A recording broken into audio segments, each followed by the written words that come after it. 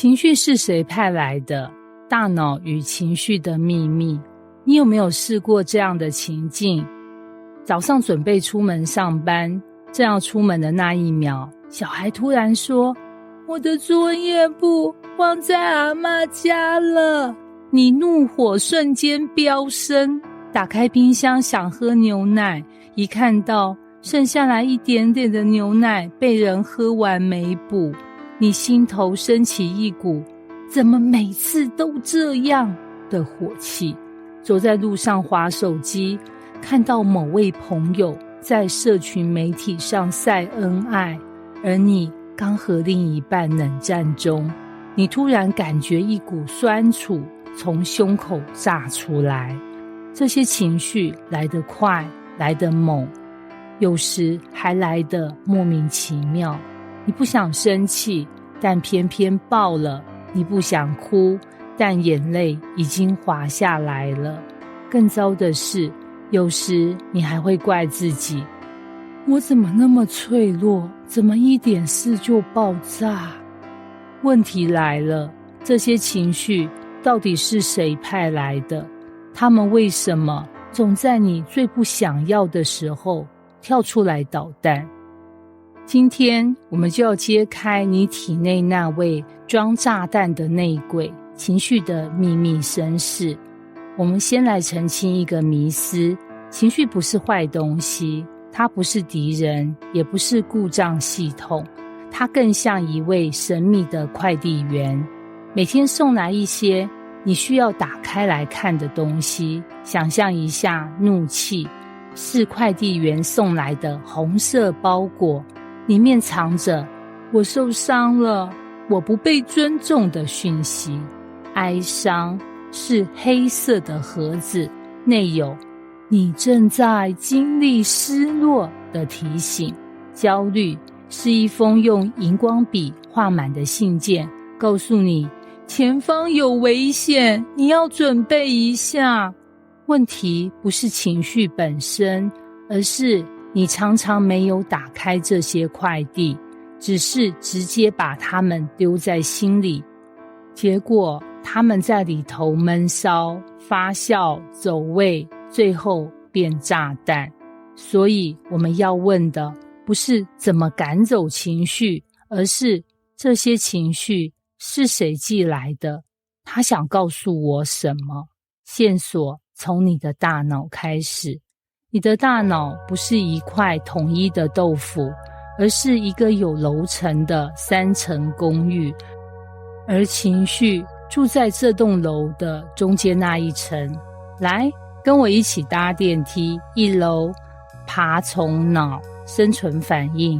这是你大脑最原始、最老、最本能的一层，它负责的不是思考，而是反射。当你听到尖叫声，看到蛇，突然有人拍你肩膀，你的心跳加速，肌肉紧绷，这都是它的杰作。它像是保命机器，一看到威胁就拉响警报。这层的信念只有一个，先活着才管别的。2楼情绪脑边缘系统。再搭电梯上来，到了情绪脑，这层楼有2位非常有名的住户，杏仁核和海马回。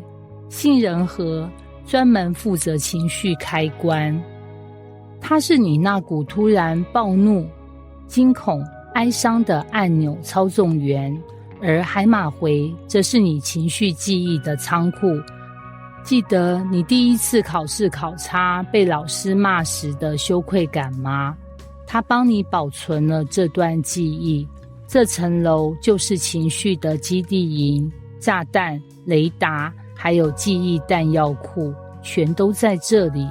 3楼理智脑大脑皮质，你最爱的逻辑、计算、计划、讲道理、写简报、听 TED 的演讲，全都在这一层。这是你的理性中枢，负责权衡利弊，做长远打算。但你有没有发现一个残酷的事实？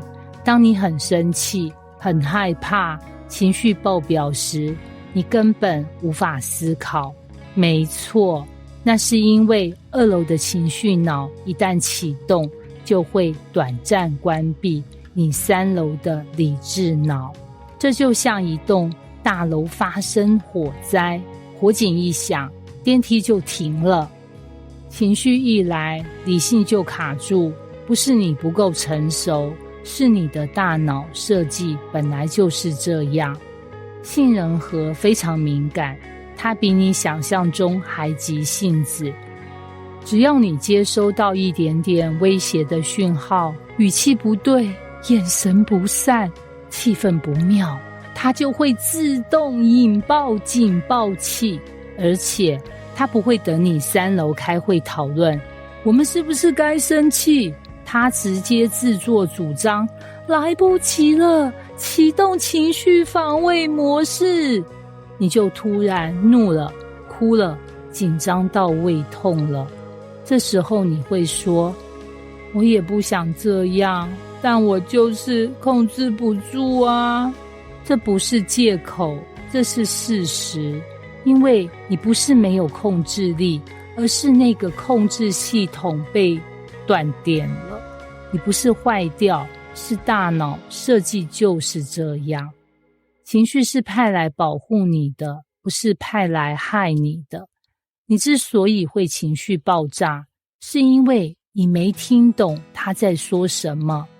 每个情绪都是一个讯息代码，愤怒，有人踩到我的底线啦；悲伤，我正在失去一些对我很重要的东西；恐惧，我觉得很危险，很无助；焦虑，我担心的事还没发生，但我害怕未来；厌恶，我在拒绝某个对我有威胁的东西；羞愧，我觉得我不被接纳，不够好。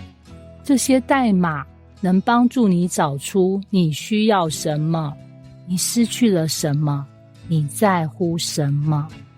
如果你愿意停下来听他们说话，他们就不会成为炸弹，他们会变成指引你走出困境的地图。情绪不是要你逃，而是要你猜。这一整部课程就是帮助你从情绪的受害者变成情绪的翻译员。我们会一层一层揭开情绪为什么总是在特定人、特定情境爆发，情绪和童年有什么关联，为什么有些情绪总让你卡关，反复重演，如何看懂情绪背后的需求和界限，怎么帮自己把理智脑和情绪脑重新连线。当你学会读懂情绪，你就不再怕它，因为你会发现情绪不是炸弹，是地图，不是威胁，是礼物。我们一开始问情绪是谁派来的，现在你可以回答，是你自己派来的，是你内在那个最真实、最渴望被理解的自己派来提醒你，嘿，你需要被看见，你有东西要说。接下来我们要继续揭开情绪的身世之谜，从原生家庭和过往经验的角度看情绪如何一步步成为你身上的地雷区。但别担心，我们会陪你一起一颗一颗的变地雷为指北针。准备好了吗？拆弹旅程才正要开始。